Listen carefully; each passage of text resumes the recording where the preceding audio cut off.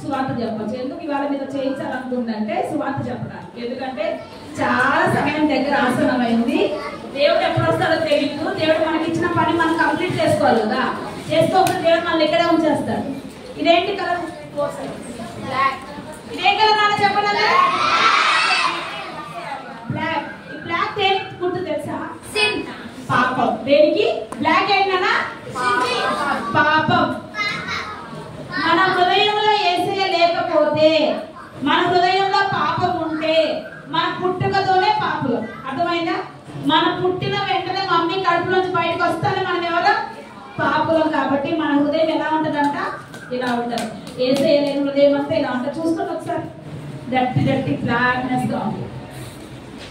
ఇలాంటి హృదయం ఉన్న హృదయాన్ని యేసయ్య రక్తం కార్చాడు. నీ కొరకు నా కొరకు. ఎక్కడ కార్చాడు?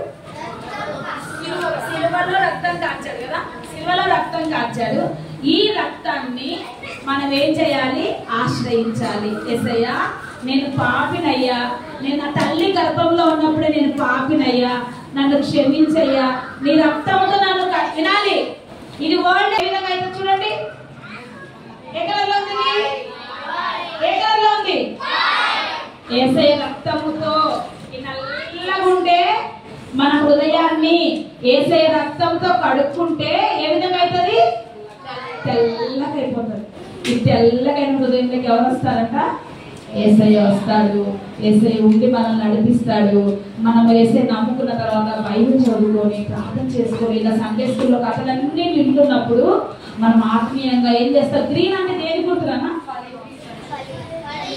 దేని ఫలిస్తాం? చెట్టు. ఇప్పుడు మన ఇంట్లో చెట్టు వేసాము, ఆ చెట్టు నీళ్లు పోస్తా ఉన్నాం. చెట్టు పచ్చగా అంటే ఏమనుకుంటాం? అబ్బాయి ఎప్పుడు వస్తాయి పూలు, ఎప్పుడు వస్తాయి పండ్లు అనుకుంటాం కదా. అదే నల్లగా అయిపోయేలా పడిపోయింది అనుకో, చచ్చిపోయింది, ఇది వద్దు అని తీస్తాను. ఏం చేస్తాం? పక్కన పడేస్తాం కదా. మన జీవితం ఎప్పుడు ఏ విధంగా ఉండాలి? యేసయ్య నమ్ముకున్న తర్వాత ఇలా ఎప్పుడు మనము గ్రీన్ కలర్లోనే ఉండాలి. ఎప్పుడు ఫలించాలి. మన జీవితము ఇతరులకి మారల్గా ఉండాలి. అర్థమవుతుందా? మన లైఫ్ మనకే మారలు ఉంటుంది. కొన్నిసార్లు ఇతరులకి ఏముంటాం? మనమే మాటినాము, పక్కన వాళ్ళకి ఏం చెప్తాం చెప్పు? ఇంట్లో పెద్దవాళ్ళు ఉంటారు, అక్కలు మాట ఎదురు, తమ్ములను మాత్రం మాటినమంటారు కదా, ఒబే అవ్వమంటారు. వాళ్ళు వింటే ఆటోమేటిక్ గా వెనకున్న వాళ్ళు కూడా వింటారు.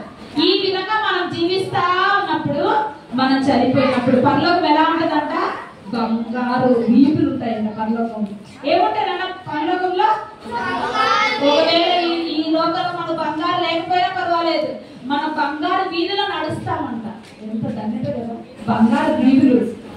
అమ్మో, పరలోకానికి కానీ ఒకవేళ కొనుక్కున్న పాడితే అందరు డబ్బు పెట్టి కొనేసుకుంటారు, మా అంబానీ అలాంటి వాళ్ళు కదా. కానీ దేవుడు మనకు ఉచితంగా పరలోక రాజ్యాన్ని ఇస్తున్నాడు. చెప్పండి, ఈ బుక్ ఏ బుక్ ఇది?